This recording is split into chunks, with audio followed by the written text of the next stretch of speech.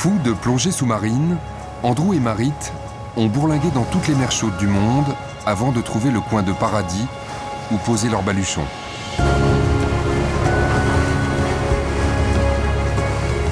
Ils ont écumé la Thaïlande, la Malaisie, dévoré des milliers de kilomètres entre Sumatra et la Papouasie, sur terre et sur mer. Ils ont tous deux appris l'indonésien, fait tous les métiers dans le tourisme et la plongée, avant de dénicher leurs îles désertes, dans une nature vierge, extraordinairement riche et exceptionnellement protégée.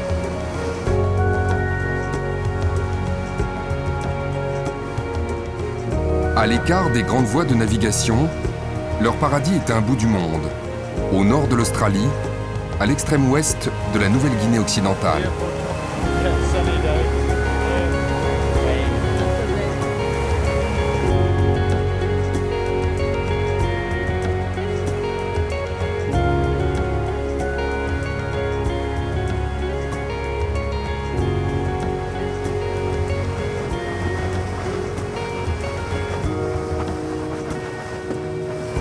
L'îlot perdu pour lequel Andrew et Marit ont abandonné leur liberté de nomades, le paradis sur lequel ils se sont résolus à aborder pour édifier leurs rêves, c'est ici, sur l'île de Bat Bitim.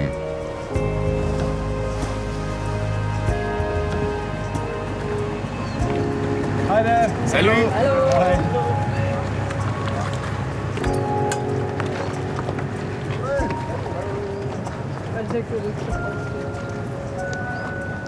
Retour à la maison. Great. Super. Welcome to Bat Bitim. Bienvenue à Bat Bitim. Jump up. So how many? Après 4 années à projeter et construire, leur rêve d'éco-resort a pris forme sur l'île déserte.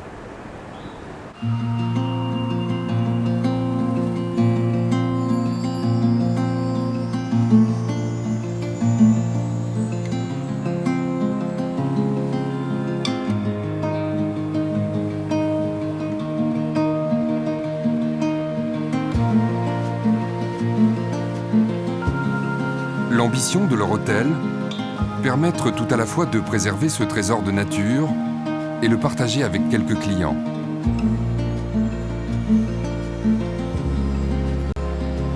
Sur la baie aux eaux turquoises, une dizaine de bungalows ont été organisés autour du restaurant et du centre de plongée sous-marine. Désormais, l'essentiel est en place.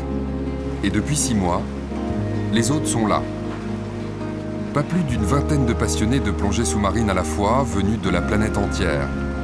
États-Unis, Allemagne, Suisse, Italie, Espagne, pour être parmi les premiers à découvrir ce nouveau paradis.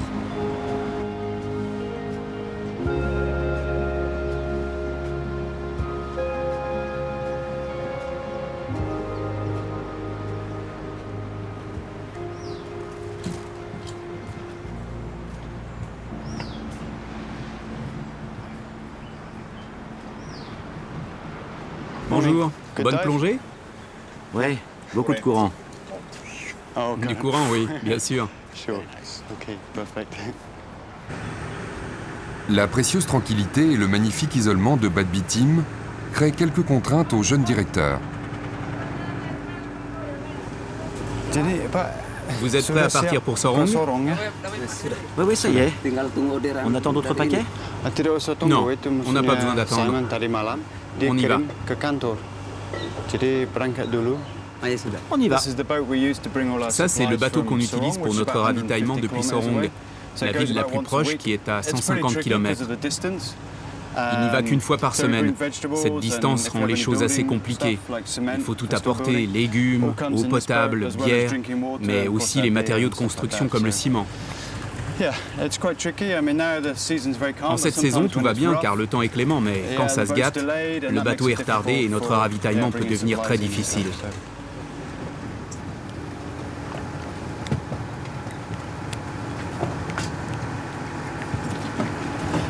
Bonne plongée? Très bonne. Différente de ce qu'on avait prévu. Finalement, on a plongé à un autre endroit que celui envisagé. Oh, okay. Ah bon? On a trouvé quelque chose qui ressemble à une nouvelle grotte sous-marine. Et puis une seconde en surface. Oh, really? Vraiment? Great. Where C'est did he génial. dive? Vous plongiez où? Près de l'île principale de Yelit, au sud. Puis lentement, on s'est laissé dériver par le courant vers la pointe est. Brilliant. Formidable. Bonjour. Morning, Alan. Bonjour Alan.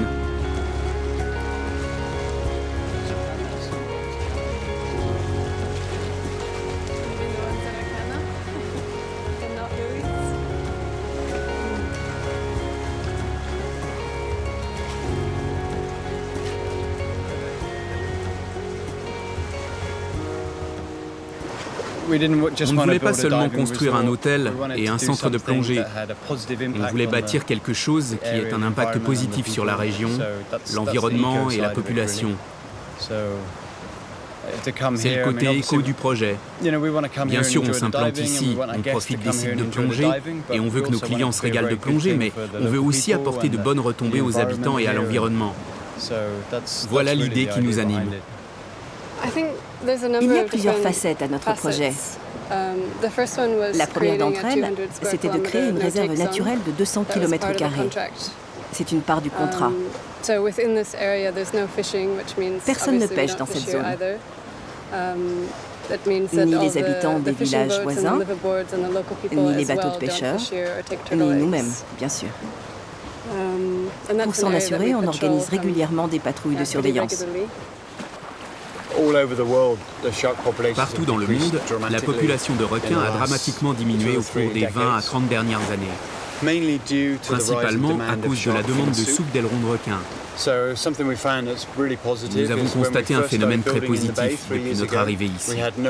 Il n'y avait aucun requin dans cette baie il y a 3 ans. 1 an et demi après le démarrage de notre projet, on a commencé à voir de plus en plus de jeunes requins qui raffolent d'eau plus profonde comme celle-ci.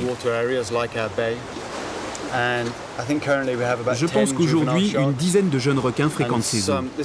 Et c'est la deuxième génération. Les premiers requins observés ici sont devenus plus gros et ont migré vers les tombants.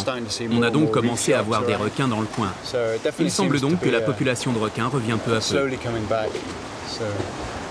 On l'espère.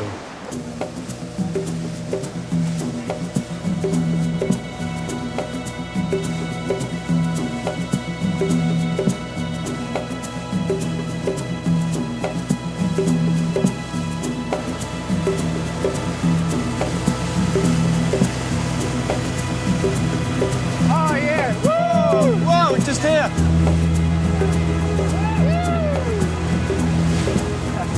Wow, fantastic. Look. Wow. Just amazing creatures. So beautiful.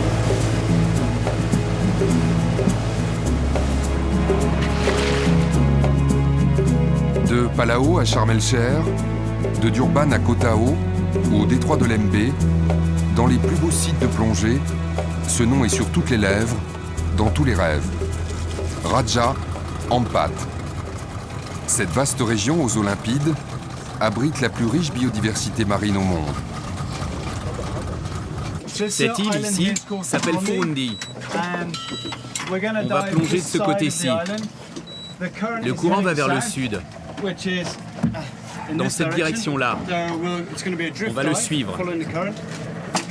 On va contourner le bras de terre qu'on voit là-bas. Et à 2 mètres de profondeur, en dessous de la paroi, vous trouverez un passage. On passera par là. Suivez-nous, Thorben et moi. Depuis l'entrée de ce petit tunnel, on nage pendant 2 mètres. Vous êtes prêts? À 3. 1, 2, 3.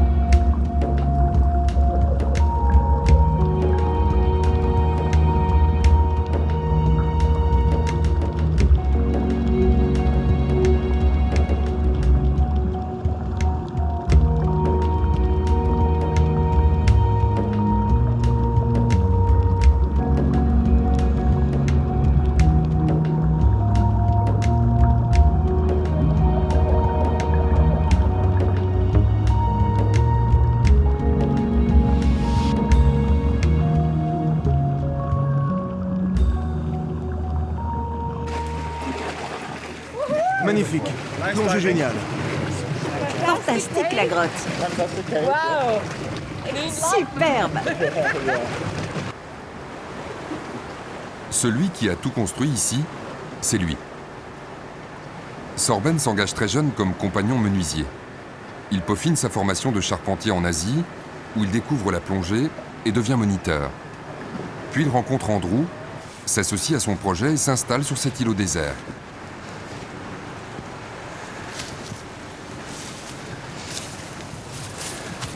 Au pays de la déforestation sauvage et des exploitations de bois illégales, Sorben a mis un point d'honneur pour construire le resort à n'utiliser que du bois fleuté échoué sur les rivages de Bad Bitim et des îles environnantes.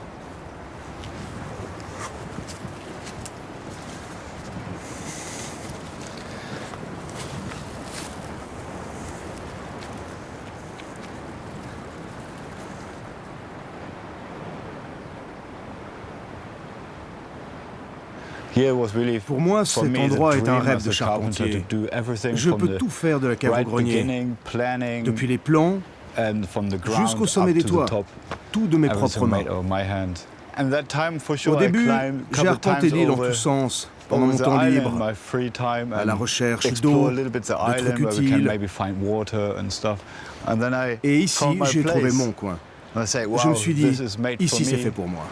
Là, je suis seul, loin des clients et des visiteurs. Quand j'ai un moment, c'est l'endroit où je peux faire tout ce que je veux de mon temps, où je peux ne voir absolument personne. C'est pour ça que je suis venu.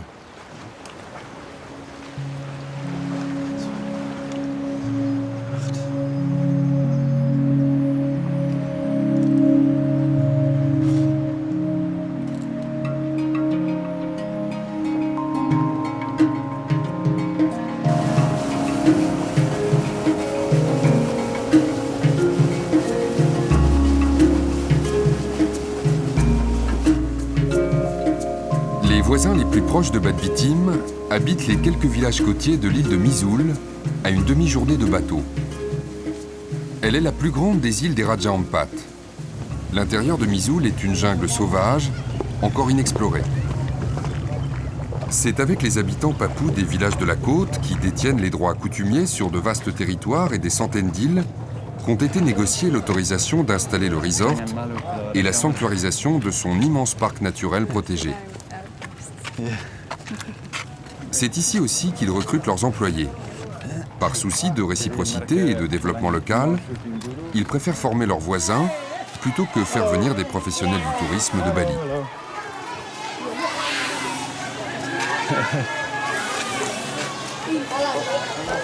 Je ne sais pas d'où sortent tous ces enfants, mais il y en a toujours des millions.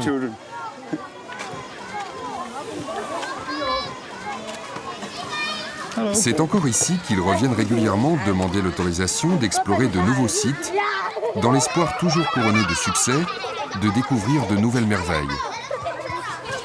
Au village de Fafalap, terre musulmane, le chef de la coutume, c'est l'imam. Ces rencontres sont souvent l'occasion de parler de préservation de l'environnement et d'avenir. On est venu vous demander votre permission pour aller à... Comment s'appelle l'endroit? Il s'appelle Balaïka. Pas de problème. On s'intéresse à la culture locale, aux coutumes papoues. Aux endroits historiques. Oui, aux endroits historiques. Vous pourriez peut-être nous dire quelle différence il y a entre la pêche avant et aujourd'hui?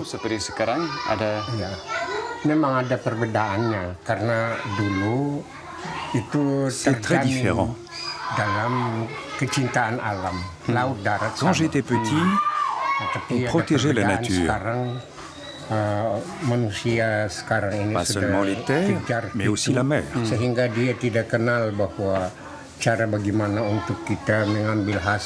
Il y avait des règles de pêche très strictes et des punitions.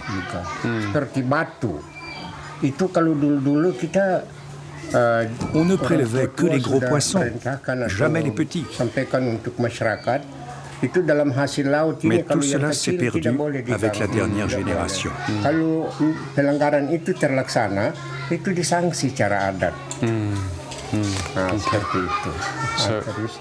Aujourd'hui, l'homme vit pour gagner de l'argent. Alors, il ne s'intéresse pas à son environnement.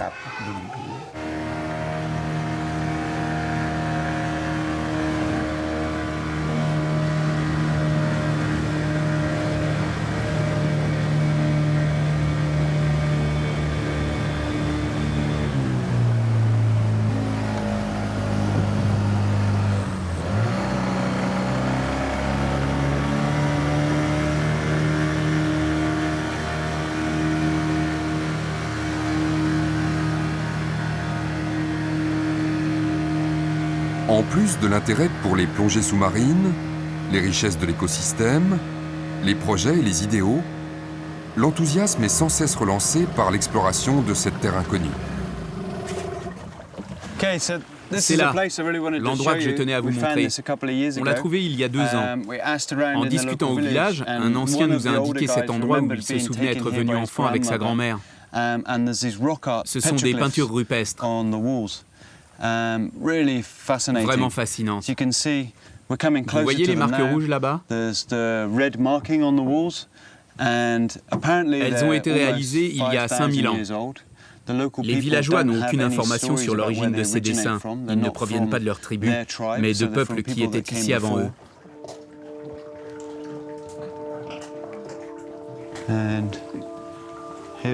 Et là, on peut voir des dessins très précis.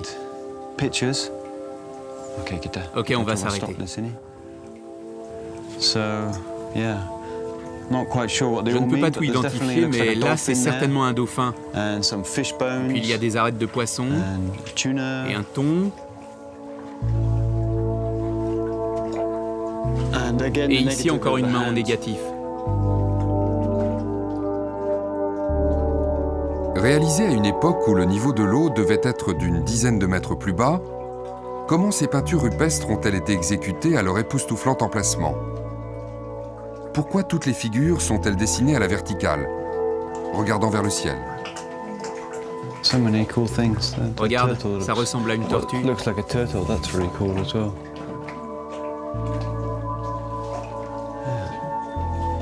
Sans doute ces peintures sont-elles des allégories, et cet endroit était-il consacré à des rituels chamaniques?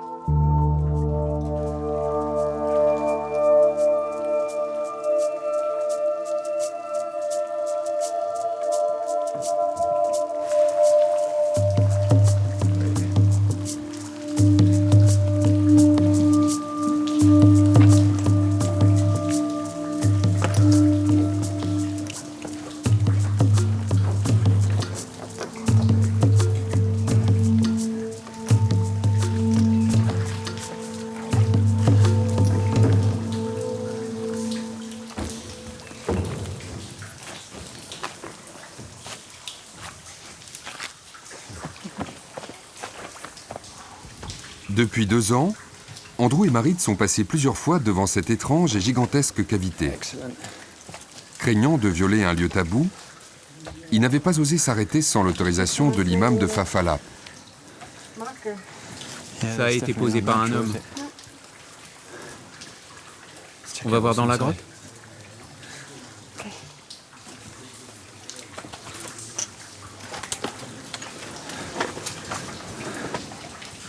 There's a bit of a drop. A little bit of a drop here. Seems to end. Ça a l'air de se finir ici. Il y a du bois brûlé là. Yeah, right. Oui. Kind of. Allez, un peu de spéléo. J'avais pas prévu de crapahuter aujourd'hui. Attends, il y a un énorme trou à sauter. On vient voir. Il y a une bête là. Attends, éclaire-moi que je ne tombe pas. Vite, vite. Il y a une bête, un mammifère. Regarde, approche. Je ne suis pas sûre qu'il soit ravi de nous voir.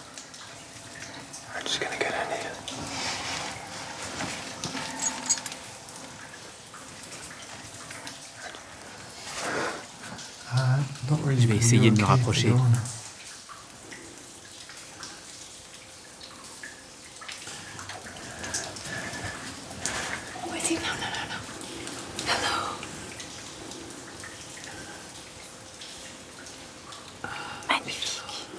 Il faut sortir par là.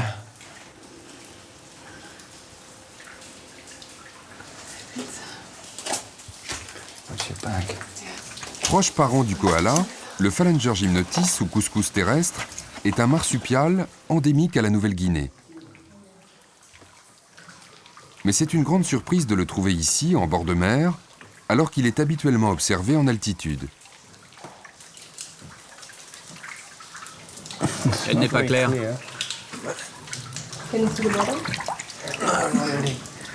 On peut se rapprocher? Plus près? Oui, plus près.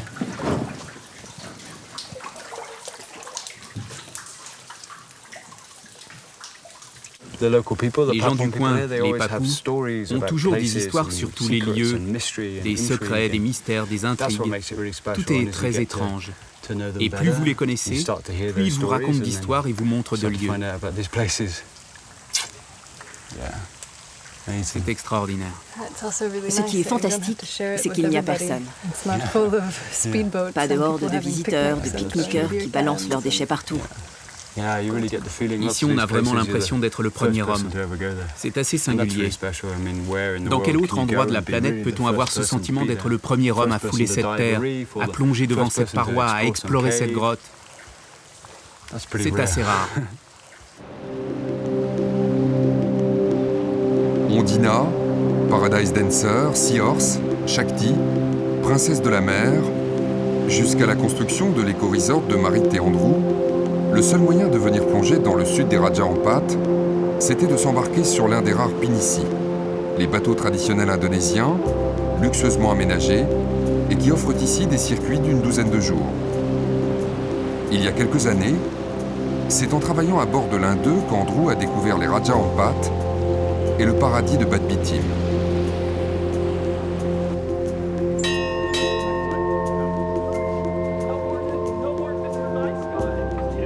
Le Seven Seas passe 6 mois par an dans les Raja Ampat. À son bord, une quinzaine de plongeurs par croisière. Au programme, 4 plongées par jour, dont une chaque soir. L'attrait pour les Raja Ampat ne fait que grandir. Le registre des réservations est complet 2 ans à l'avance. Parmi les amateurs passionnés, on rencontre aussi des figures du petit monde de la plongée.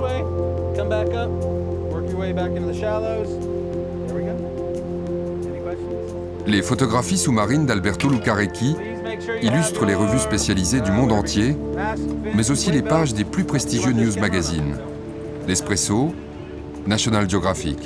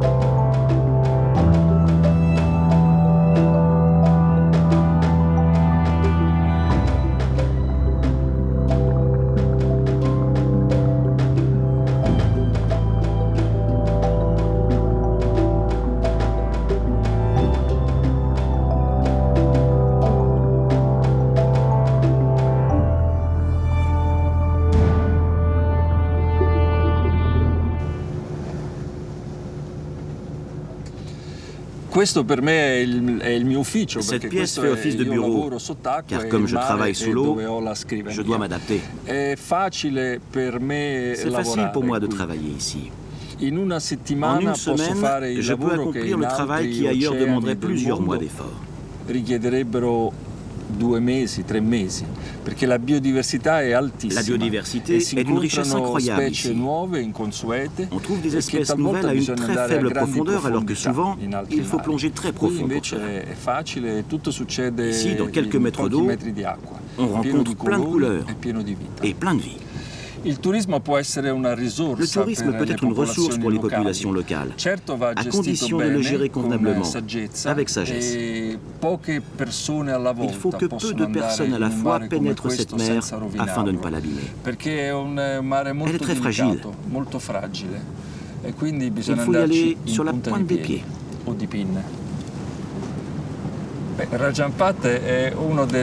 Raja Ampat, c'est un des derniers paradis sur Terre. Il est encore à découvrir.